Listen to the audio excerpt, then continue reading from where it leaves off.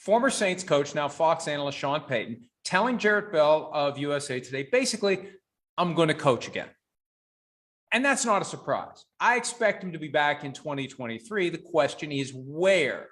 Now, he pointed out that there are usually about 6 openings every year. This past year, there were more. And he mentioned there are several factors to be considered.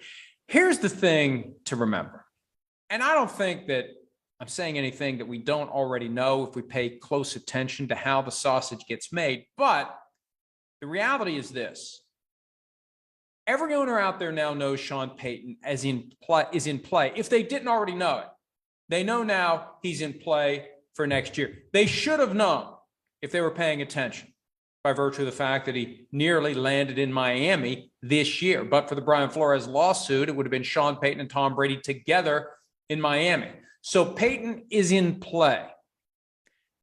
If you're a team that is progressing through the 2022 season, and maybe it's not going the way that you had hoped. And look, in these weeks of everyone being 0-0, it's easy for all 32 teams to sell the idea that the glass is half full.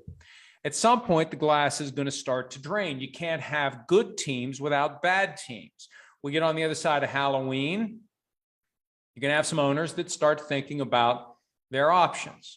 And the traditional approach is, I'm not happy with my current coach. When the season's over, I'm going to fire him, and then I'm going to embark on a full and complete search to find the best candidate to take over the franchise moving forward. This is one of the things the league has been encouraging teams to do in order to comply with the letter and the spirit of the Rooney Rule. Don't decide who your next coach is going to be until you've done your proper search. The problem is sometimes a team isn't even going to fire the coach they have, isn't going to give up the bird in the hand unless the owner knows that an upgrade is possible. You don't want to be in a situation where you fire somebody who was pretty good and then you have a hard time finding somebody else that you think is going to be better.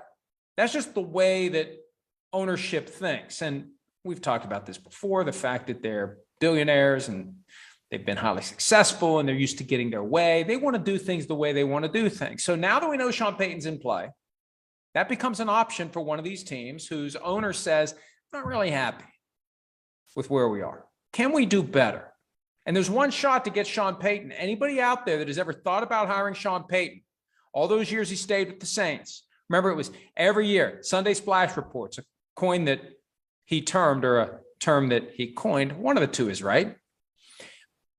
It was every year, and he always stayed. But the reality is there was always a thought that maybe one of these days he'd be in play somewhere else. He's keenly aware, as is anyone who's won a Super Bowl with one team, that no one's ever won a Super Bowl with two teams. So now we know. Doesn't matter that the jobs aren't open. Doesn't matter that the teams have coaches. We all know. And that's an important factor because by the time the coach of the team that's eventually going to hire Sean Payton is fired, it already will have been set up behind the scenes. Everything will be in place. Trade with the Saints, contract with Payton, it all gets set up ahead of time in a way that violates multiple rules. Rooney Rule, tampering rule, doesn't matter. That's how it works. Look, January 2019 is explained in Playmakers. It was basically a day away from initiating the process of the Cowboys moving on from Jason Garrett, conducting a search that would have looked like a real and inclusive and compliant process, and then ultimately trading as a practical matter with the Saints for Sean Payton. It was ready to happen earlier this year before the Flores lawsuit.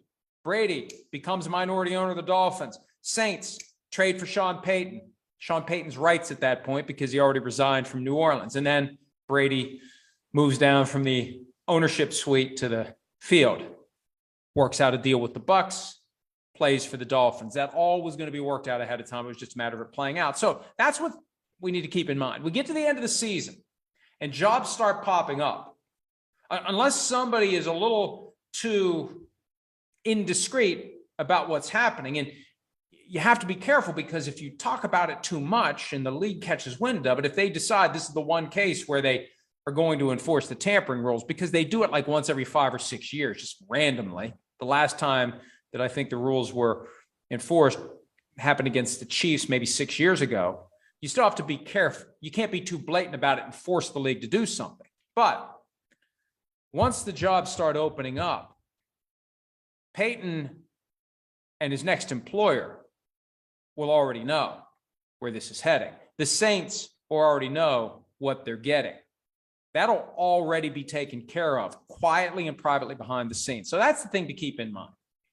The news that 6, 7, 8 jobs are open, that isn't the start of the process. That's the beginning of the end. That's when things are getting put formally in motion. Informally, everything already set up. So keep that in mind as the season unfolds, because especially the teams that underachieve relative to their expectations, whether it's the Cowboys, who clearly will be in play for Sean Payton. I know Jerry Jones doesn't want to talk about that because he doesn't want to distract Mike McCarthy because they think they have a chance to put a team together that gets to a Super Bowl. But as I've said before, I think anything less than an NFC Championship game appearance puts McCarthy at risk of being supplanted by Sean Payton. The Chargers and the Dolphins were mentioned last week by Barry Jackson, the Miami Herald. If they have a disappointing year, there's going to be somebody out there who performs poorly relative to these, and there are varying expectations. It's not like the Texans are viewed as a playoff team. It's not like we're going to say, oh, the Steelers are an odds-on favorite to get to the Super Bowl. Not the Steelers would move on from Mike Tomlin. My point is there are loose expectations for every team out there. And there will be teams that fall far short of what those loose expectations entering training camp and the regular season are. We'll know by the time we get to November. And that's probably when it will start happening behind the scenes. And if the folks behind the scenes are smart, we won't know about it. My point is this: by the time the pieces start moving, the reality is they already know where the pieces are going to go. And somebody, it will be a surprise if this doesn't happen, somebody will end up with Sean Payton as their head coach come late January, if not earlier, of 2023. Hi, I'm Mike Tirico, and thanks for watching. Make sure to hit subscribe for the latest news and highlights from NBC Sports.